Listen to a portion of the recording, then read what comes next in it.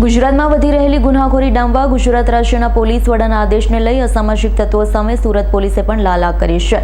તેઓના ગેરકાયદે કબજો દૂર કરાઈ રહ્યા છે, ત્યારે ગોડાદરા પોલીસે પણ બુટલેગરો દ્વારા ઊભા કરાયેલા ગેરકાયદે દબાણો દૂર કરાયા હતા। ગુજરાતભરમાં હાલ અસામાજિક તત્વો સામે પોલીસે લાલા કરી છે। સુરત સહિત રાજ્યભરમાં અસામાજિક તત્વોએ શરૂ કરેલા આતંકને લઈ ગુજરાત રાજ્યના પોલીસ વડા ડીજીપી વિકાસ સહાયે સમગ્ર રાજ્યની પોલીસને 100 કલાકમાં અસામાજિક તત્વોની લિસ્ટ બનાવી કાર્યવાહી કરવા આદેશ આપ્યા હતા। જેને લઈ અસામાજિક તત્વો અને બુટલેગરોની ગેરકાયદે મિલકતો પર પોલીસ દ્વારા પાલિકા તંત્ર સામે ડિમોલેશનની કામગીરી કરાઈ રહી છે। સુરતના ગોડાદરા વિસ્તારમાં બુટલેગરો દ્વારા સરકારી જગ્યાઓ પર ઊભા કરાયેલા ગેરકાયદે પતરાના શેડને પોલીસે પાલિકાની ટીમને સાથે રાખી તોડી પાડ્યા। બુટલેગરોએ પાલિકાની જગ્યામાં ગેરકાયદેસર રીતે પતરાના શેડ બનાવી દીધા હોય, જેને લઈ પોલીસ અને પાલિકાના કર્મચારીઓ દ્વારા ડિમોલેશનની કામગીરી હાથ ધરાઈ હતી, જેને લઈ અસામાજિક તત્વોમાં ફફડાટ ફેલાયો છે।